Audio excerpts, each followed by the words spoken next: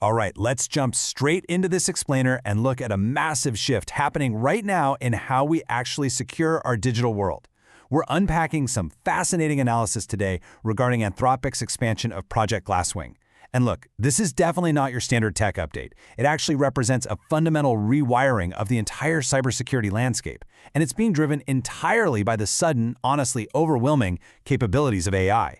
If you've been following AI and security, you already know things move incredibly fast. But the actual nature of the problem itself, it's just completely flipped on its head. Just take a second to think about this staggering number, 10,000. Back in early April, Anthropic gave roughly 50 initial partners access to their Claude Mythos preview model just to scan their code bases. And guess what? They found more than 10,000 high or critical severity security flaws. Now, on the surface, that sounds like an absolute massive win for automated defense, right? But it actually immediately created a terrifying new problem. Because, well, what exactly do you do when an AI just casually drops 10,000 critical alarms on your desk all at once? It really brilliantly illustrates how AI has completely inverted the economics of cybersecurity. See, for the entire history of the discipline, finding the vulnerability was always the bottleneck. It was super expensive, it required highly skilled humans, and it was just incredibly scarce work. But a model that surfaces 10,000 critical flaws in a matter of weeks, that changes absolutely everything. Suddenly, finding a vulnerability is cheap, it's abundant. The new bottleneck, the absolute choke point we are facing right now, is verifying those flaws, disclosing them responsibly, and actually writing and deploying the patches. The main constraint has literally moved from the very front of the pipeline all the way to the back. So, to understand exactly how this paradigm shift is flipping a historic industry on its head, we are going to quickly cover 5 key areas: securing the force multipliers, aiming AI at the backlog, the ticking clock, the honest tensions, and finally, a permanent defender advantage. Starting right off with Section 1, securing the force multipliers. Anthropic's deliberate strategy to tackle this massive backlog involves expanding Project Glasswing to around 150 new organizations across 15 different countries. And you'll notice a huge focus here on underrepresented critical infrastructure. We're talking about power grids, water systems, healthcare networks, and global communications. The stakes here are absolutely astronomical. For most of these partners, a successful cyber attack on their codebase could catastrophically affect over 100 million people. So this is high-stakes triage for systems where just a single failure could literally compromise entire nations. Now, among these new partners is a very specific type of organization known as a vendor force multiplier. Imagine a company whose code just sits underneath thousands of other downstream systems, including government networks.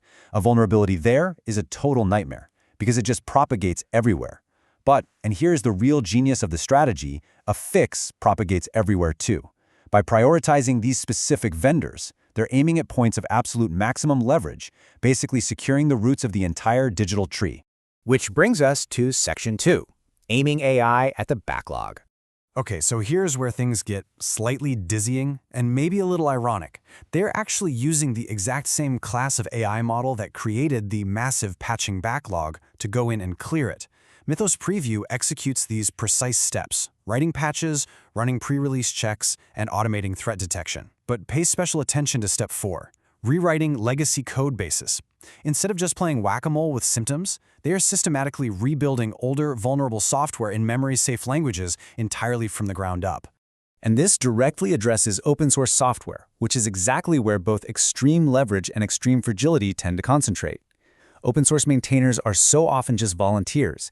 If an AI just dumps thousands of raw vulnerability reports on them, they're going to drown. It's just an avalanche of low-context noise.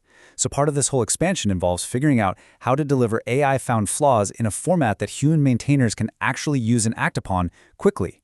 It's really about ensuring AI is a gift to defenders rather than a denial-of-service attack on their time. Moving into Section 3, the ticking clock. Because make no mistake, this isn't just some casual corporate expansion. It is driven by a frankly terrifying timeline. Right now, highly capable cyber models are scarce and securely gated by companies like Anthropic. But Anthropic explicitly names a 6 to 12-month window. Within a year, competitors are expected to release unguarded, incredibly fast AI models of a very similar capability. And once that happens, we enter a completely new future where the barrier to entry for devastating cybercrime effectively drops to zero, making attacks ambient and entirely unpredictable. Take a moment to consider this quote. The expansion's tempo is the tempo of a race against diffusion. Project Glasswing isn't meant to be a permanent moat. It is a desperate head start. The whole goal is to help defensive institutions build up their immune systems right now, while the really potent offensive capabilities are still locked away. They're basically racing to get everyone to higher ground before the floodwaters of ungoverned AI are released out into the wild.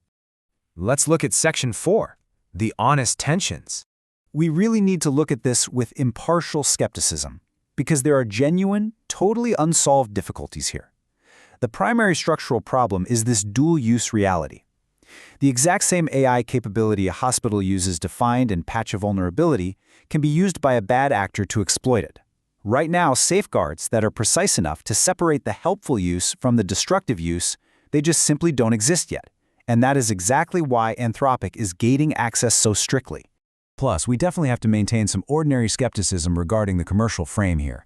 Anthropic is a frontier lab warning the world about an incoming danger, but it's a danger their own models actually help constitute. And simultaneously, they are offering commercial products, like Claude Security, as the solution. Now, the 10,000 flaws are real, and that 6 to 12-month timeline is highly plausible, but it's entirely valid to recognize the tension when a company sells the umbrella for a storm they are actively helping to seed. Finally, wrapping up with Section 5, a permanent defender advantage. For the entire history of the discipline, cybersecurity has always been tilted drastically in the attacker's favor. It's an agonizing historic asymmetry. If you're defending a network, you have to find and close every single hole. If you're an attacker, you only need to find one. Just one overlooked line of code, and you're in. This severe imbalance is what has made cybersecurity such an incredibly stressful and fundamentally reactive industry for decades. But Anthropic's North Star with Project Glasswing is to use AI to fundamentally change the actual texture of digital life. By automating the detection, verification, and patching at a massive scale, AI can durably tilt the balance back toward defense. If AI can rebuild codebases faster than attackers can exploit them, we might finally give defenders a permanent advantage. It's a wildly ambitious, totally unproven goal, but honestly, it is exactly the right target to aim for. So I'll leave you with this final thought to chew on. As we rush to deploy these massive force multipliers, rapidly rewriting code bases and bracing for unguarded models to hit the market in just mere months, are we actually building a permanently safer digital infrastructure? Or by pushing these incredibly powerful dual-use tools to the absolute limit, are we just setting the stage for a much faster, much more automated arms race? It really is the defining security question of our time, and the clock is officially ticking.